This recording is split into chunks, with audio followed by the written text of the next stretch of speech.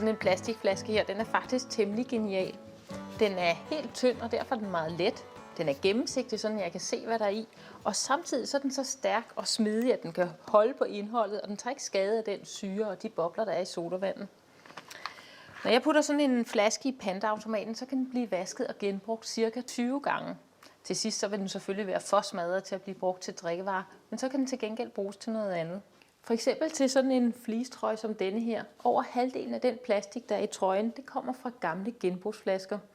Det skal man altså ikke være ked af, for sådan noget genbrugsplast er præcis lige så godt som helt ny plastik.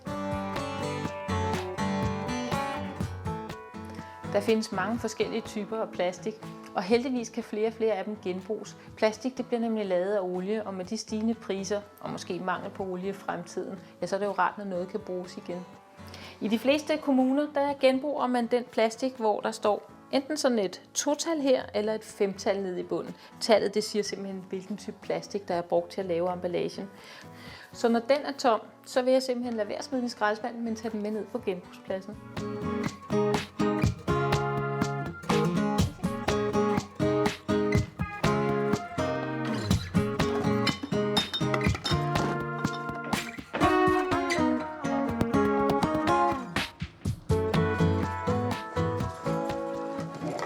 Så, nu kan min flaske komme til genbrug. Måske bliver den en dag til en ny fleecetrøje, fyldt i en sovepose eller noget helt tredje. Det foregår sådan her. Et af de steder, hvor man genbruger plastikflasker, er her hos Wilman Recycling i Holland. Flaskerne ankommer i baller. Først bliver de skilt ad og kørt igennem en maskine, der sorterer dem efter farve ved hjælp af en avanceret kamerateknik. Herefter bliver flaskerne sorteret en ekstra gang, nu ved håndkraft. Og her bliver de så hakket i småstykker, vasket og skyllet meget grundigt. Men der er stadigvæk rester af låg og markater blandet sammen med den rene plastik. Derfor bliver plastikstykkerne tørret, screenet og sorteret endnu en gang. De rene plastikflager bliver nu fyldt i containere og sendt videre til firmaets fabrik i Irland, hvor man producerer plastikfiber. Plastikflagerne bliver smeltet, og mens de køler af, bliver de trukket ud til tynde fiber. Fiberne får et varmt bad og får lov at krympe, indtil de ser sådan her ud. De bliver presset sammen i baller og sendt videre til filtfabrikken Nordifa i Sverige.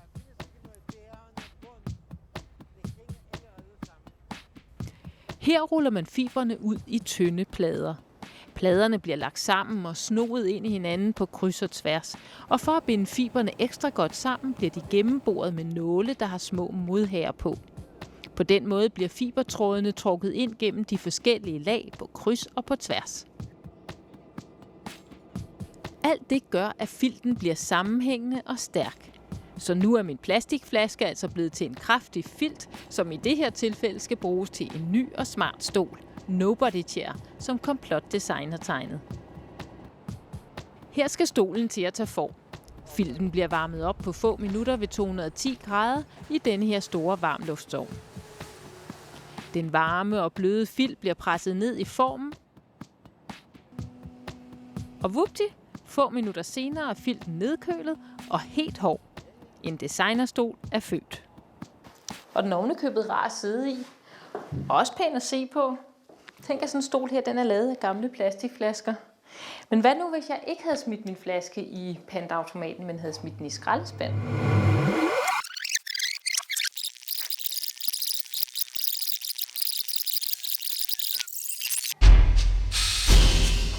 Så havde skraldebilen taget min flaske med her til forbrændingsanlægget.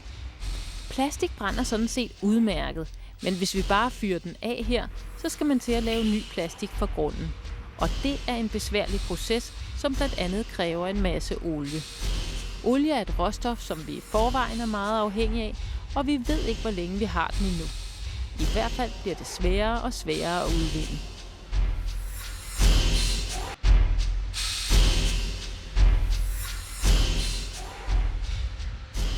Det er da ret smart, at sådan en flaske her kan bruges til at lave nye flasker, fleecetrøjer, ja endda isolation i rumstationer.